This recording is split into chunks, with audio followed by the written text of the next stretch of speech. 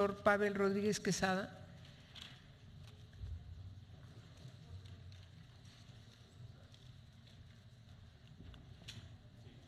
Doctor Rodríguez Quesada, buenas tardes. Servidor, buenas tardes. Bienvenido al Senado de la República. El procedimiento, como usted sabe, son 5 minutos de una intervención general. Vendrán preguntas y sobre todo nos importa mucho la pregunta de las organizaciones de la sociedad civil que están contenidas en la urna transparente a su lado derecho. Tiene usted en los extremos los relojes que le pueden ayudar para ponderar su tiempo. Por favor, tiene usted uso de la voz. Muchas gracias. Saludo con respeto a los senadores y senadoras de la República, de la Comisión de Derechos Humanos y de Justicia, y a todas aquellas personas, hombres y mujeres, que han puesto interés particular en la presente ronda de sesiones públicas para elegir al nuevo Ombudsman Nacional que ejercerá su función de periodo 2014 a 2019. He de destacar la convocatoria abierta al público en general emitida por esta Cámara, rompiendo con eso el hermetismo y falta de transparencia que en el pasado eran no solo una costumbre, sino un acto legal. Soy un ciudadano en pleno uso de mis derechos civiles y políticos que aspira a ser presidente de la Comisión Nacional de los Derechos Humanos. Ejerzo mi deber jurídico al sufragio, más aún manifiesto y enfatizo que no he sido militante ni pertenezco a un partido político. Mi actividad principal se ha conformado como licenciado en Derecho con grado de maestro y doctor en la misma materia, en el litigio. Además, también tengo el orgullo de ejercer la docencia y la investigación, de la cual he publicado algunos artículos jurídicos respecto al tema, varios, en particular, derechos humanos. Busco día a día el bien comunitario y difundir el valor de los derechos humanos en cada lugar o foro donde se me invita a presenciar o a participar en una cátedra.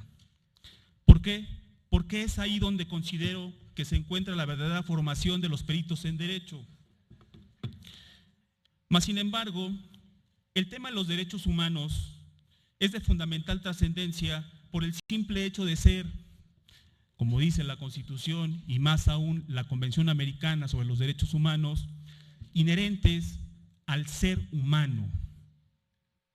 Es de fundamental trascendencia hacer un recuento histórico, porque estos han sido sometidos a pruebas extremas y pareciera que este valor no tiene tanta relevancia, pero lo único que ha sacado adelante a estos derechos humanos intrínsecos ha sido efectivamente la resistencia de la sociedad, que se ha visto menguada derivado de los altos costos, no sé si políticos o no, pero los altos costos que ha pagado el pueblo mexicano derivado de, por supuesto, la falta de intención, quiero pensar, no malintencionada, del Estado mexicano. Recuerdo hace algunas décadas, ahora los aquí presentes adultos y por supuesto su servidor, podíamos, por ejemplo, transitar en las calles de la ciudad o provincia sintiéndose merecedores. Este merecedor significa la dignidad de la persona. Por supuesto, y retomando el ejemplo, esta seguridad nos las daba seguramente mucha parte de la sociedad civil, que no contaba en sus actos con esos actos malvados o tendientes a desprestigiar o a ofender a las personas. ¿Qué sucede al día de hoy? Pues por supuesto, al día de hoy la sociedad, tal vez sola, sigue luchando contra esos antivalores en los cuales nos hemos sido cada día poco a poco inmersos y han superado la realidad social. Pero ¿qué sucede con esta realidad social? Por supuesto, y afortunadamente, estando en un pueblo como el de México, lleno de valores, arraigado de costumbres, sucede algo que me parece a mí importante destacar y por supuesto aplaudible a todos los mexicanos, y es que estos antivalores y actitudes morales o antimorales no han podido menguar la calidad de ser humano con la que nacimos en base a nuestras costumbres. En la actualidad hay una realidad negativa que ha superado a la ficción viciosa. Por ejemplo, para citar nada más uno, los noticieros proyectan imágenes sangrientas, realmente dolorosas, que incluyen el temor o difunden el temor a la sociedad. Y por supuesto son incómodas, pero quiero pensar que es el reflejo verdadero, no la versión oficial que el Estado implica o aplica. Lo que sucede en el día a día en nuestro país, en verdad, causa terror por el temor que esto genera. Un primer punto es hablar de que el nuevo ombudsman debe tener, para encontrar la solución al problema social, la verdad histórica, que no es igual a hablar de una verdad como verdad oficial. Debe de tomarse en consideración los aspectos que se encuentran en el dossier legislativo que generó la reforma constitucional en nuestra Constitución el 10 de junio del 2011, de universalidad, interdependencia, indivisibilidad y el más importante, creo yo, vinculado con los anteriores, la progresividad, la no regresión a los derechos humanos. Debemos también hablar de la seguridad jurídica, legalidad, la dignidad.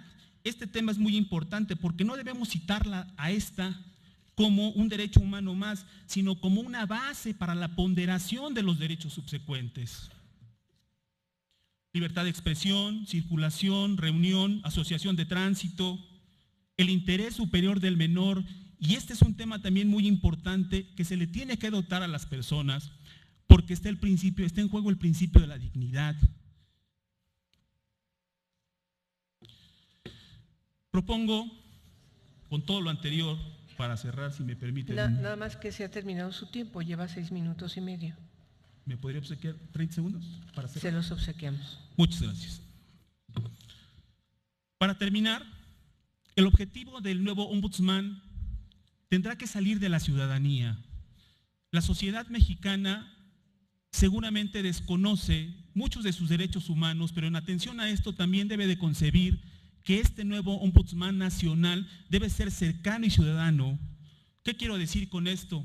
Que efectivamente, como lo establece su ley de los derechos humanos, proteja, observe, promocione, estudie y divulgue los derechos humanos. Y para concluir, mis propuestas ciudadanas respecto al periodo 2014-2019 son implementar una reingeniería institucional, urgir la creación e inserción en la Constitución de los derechos humanos, y digo incluir porque sucede que la Corte, a través de la contradicción de tesis 293/2011, subdivide a los derechos humanos en nacionales e internacionales. Mi percepción es que los derechos humanos simplemente son universales. Y por último, crear el Observatorio Nacional de los Derechos Humanos con la finalidad de que sirva como eje rector a este instituto para efectos de no olvidar lo que ya insistí en su momento, que es la verdad histórica. Por su atención, muchas gracias. Por favor, tome una pregunta de la urna, que son preguntas de las organizaciones de la sociedad civil. ¿La quiere leer? Claro que sí.